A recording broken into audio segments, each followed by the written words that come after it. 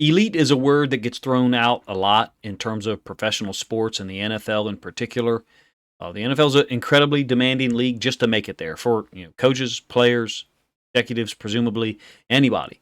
But only the top players at each position are considered elite, and that's kind of crazy. Anybody who because think about it this way: anybody who's played a position in the NFL is elite compared to the 7 billion people that are on the planet.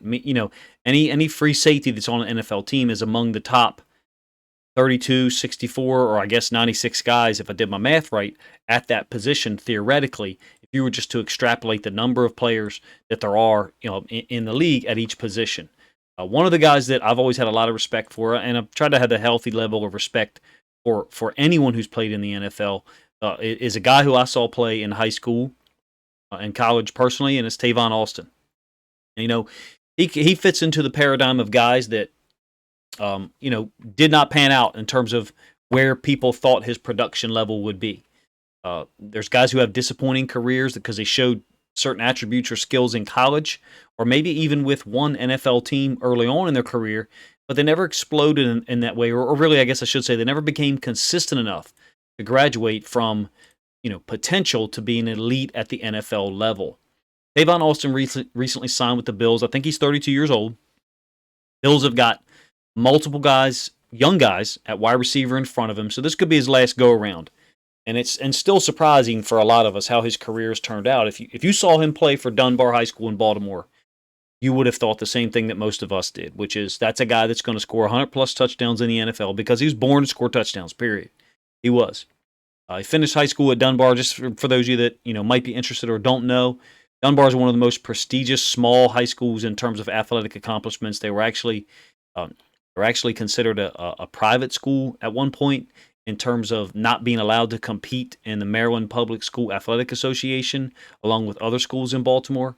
If you don't believe any of that or whatever, search up Dunbar High School for basketball in the 1980s. Unreal the amount of talent they had before they were finally admitted into the Maryland Public School Secondary Schools Association in, I think, 93.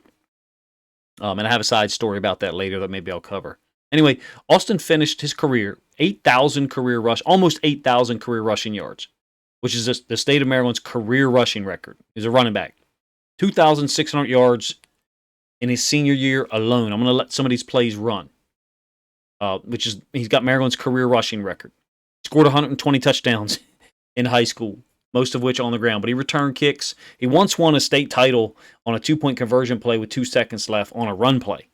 So 2 seconds left, they're down by 1, and they go for it, and he scores on a toss play. In the NFL and at the college level, he mostly played receiver. This is going to be his patented move. Pay attention to what he does right around that area there.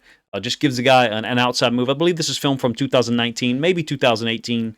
It's clearly going to be man-free, and Dak Prescott knows it. And Tavon Austin isn't one of those guys that when he's even, he's leaving. He's never even. Tavon Austin's got 4.3 speed. Well, he had 4.3 speed at the Combine in 2013. Who knows what it is now. It seemed like he was destined to have a ridiculous career in the NFL, especially if you noticed or saw anything he did at West Virginia. Played 4 years there.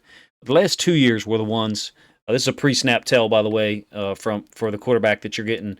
You're getting man free. You've got the strong safety rolled up to the tight end side, and what looked like press man on the outside receivers, and then the free safety rolling towards the center of the field, which is your man free element.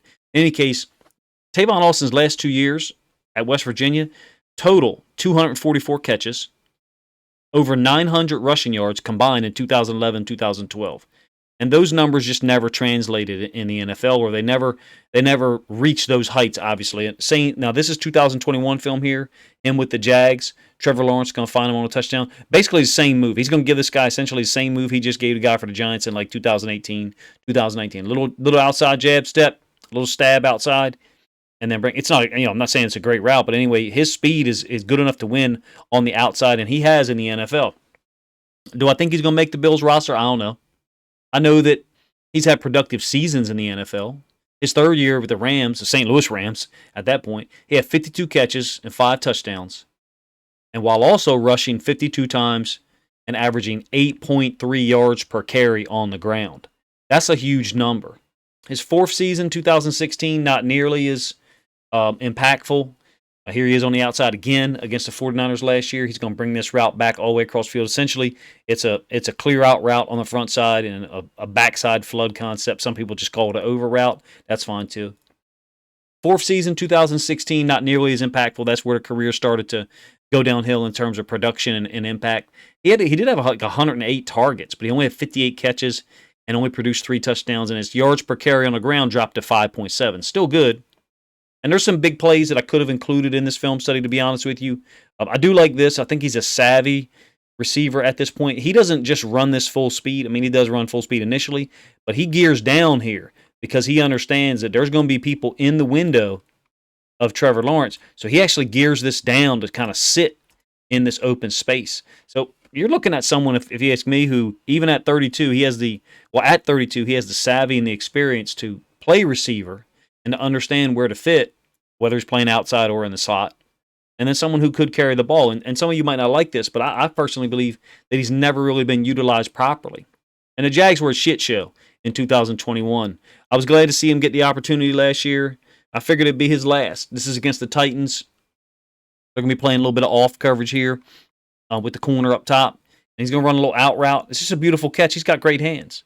You're going to see the next 2 catches here. He's got great hands. The Bills signing him is interesting, to be honest with you. I know he was drafted 8th in the 2013 draft. But that's the pick that the Bills originally had, if you don't know. They originally had the 8th pick. And the Rams ended up trading from 16 to 8 to take Tavon Austin. Incidentally, the Bills at 16 took quarterback E.J. Manuel. Look, last year, Austin had 24 catches on 37 targets. So 64% catch rate. It's his third consecutive. This will be his third stop in 3 years going to Buffalo. So 2 years ago, he was with Green Bay, and I think that was only like the second half of the season. And then last year with Jacksonville, and now possibly with the Bills. I am one of those people that contends that he's never been utilized properly.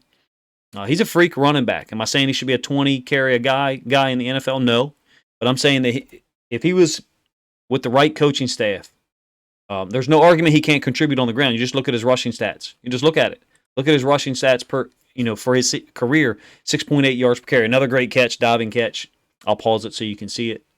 And if you're not familiar with his rushing ability out of a spread system, so basically what I mean is letting him play at running back some and alternate between wide receiver and running back, try to keep the same personnel on the field, so get a light box by the defense. Try to get a 4-2 in the box or a 4-1 if you're in 10 personnel. That's what West Virginia did his senior year against Oklahoma. And if you're not familiar, I'm gonna link that video here. It's not my video. It's a highlight video that's, first of all, it's a spectacularly edited video. And it shows a game from the fall of 2012. Tavon Austin, again, he's a 4-3 guy. And West Virginia was hosting Oklahoma, who was number 10 or 12 or something in the nation at that time, and had Bob Stoops still. I think they had both Stoops brothers there. I could be wrong. And just to save you some time, if you don't want to watch, Tavon Austin had 344 rushing yards in one game at tailback. One game. Oh, he also had like 570 all-purpose yards in that same game. Is one of the greatest one-game performances in the history of college football. Tavon Austin's off-screen here, by the way. This is filmed from the same year in Dallas. It's going to be a deep cross concept where the defender's going to fall down because he runs into a second defender. Anyway, I've always been a big fan of Tavon Austin. That should be obvious by now. Saw the dude play in high school. I saw him play as a freshman. I think he was 14 that night. He scored 2 touchdowns. He's very, very smart at this point at receiver. Is he going to get a chance to play running back in the NFL? Obviously not. Those days are gone. I do contend that he could, and I'll, further try to reiterate that point here in a moment. But on this route here, he's being pressed inside. He's carrying the DB vertically for the right moment to cross, to try to get this pick or this screen or this rub. Now, is the design of it intentional, for the defenders to run into each other? No, but deep cross is just like a mesh in that it opens the possibility, and they're going to have to make a decision about who's going to go over, who's going to go under. And I think Tavon Austin, at this point, is a veteran, as an NFL player. This will be his 10th season if he's able to make the roster for the Bills. Look, everybody in the NFL is exceptional at something, one skill. I don't know why this popped up again. Everybody's exceptional at one skill, and the good players are exceptional at like 2 skills, and maybe they're elite at a third or very good at a third. It's the same play I just showed you from the all-22 angle. There's the routes that Austin and the tight end from the top side are going to run. Tavon Austin at this level, his best skill, in my opinion, his best skill is with the ball in his hand, whether he's a receiver, whether he's a running back, whether he's running a jet sweep. But look, all his rushes in his career have not been on jet sweeps. Don't try that. Now, NFL has removed all 22 film, I think, for 2014 and 2015. So you don't get all of his stuff, but 2016, all 22 film is there. Of course, the broadcast angles are there. You can go look for yourself. In his 9-year career, 6.8 yards per carry on 199 attempts. Am I saying that, Tavon Austin got underutilized by every team he's ever played for? No.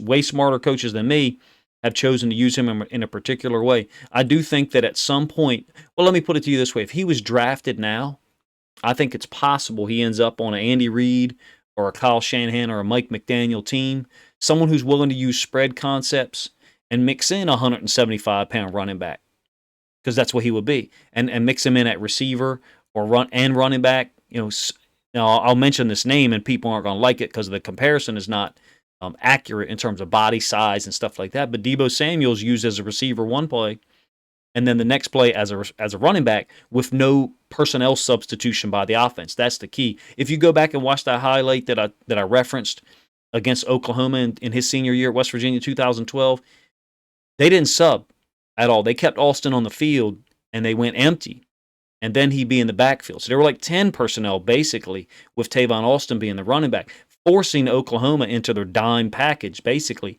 and then they ran the ball against their dime groups. Are you going to be able to do that all the time? No, but I wish in his prime he'd been able to get 60 or 80 carries in a season to see what he could do. Look, actually, I know what he would do. He'd chew up yards and make big plays, and he'd rush for 400 or 500 yards a year, somewhere around that number. If he'd been in the right system, or if he'd been drafted now, I think that Tavon Austin is a guy who might have had a different career. Always carried himself with class.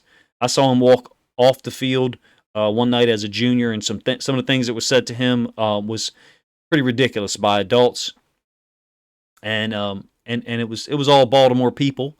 So it was a rival high school saying things to him, about him choosing to go to Dunbar, about he'll never play in the NFL, he'll never do this, and it was like, that's a 17-year-old kid, and Tavon Austin walked right past and never said a word. Never said a word. He just walked by, and he lit him up for like 3 or 4 touchdowns that night. A special player, always seemed to carry himself with class. I'll root for him in what looks to be his last stint to make the Bills roster. He's never coming to Baltimore for a lot of reasons I'm not going to get into. Other people can get into that in the comment section. If he doesn't get to make the Bills team, or he doesn't have impact this year, he's played a 9-year career. Again, not many people average almost 7 yards per carry on 200 attempts in his career. That's not a small sample size. Let me know what you think of some of the plays that I've shown here and talked about, as well as the inconsistent and I guess some would say disappointing career that Tavon Austin has had in the NFL.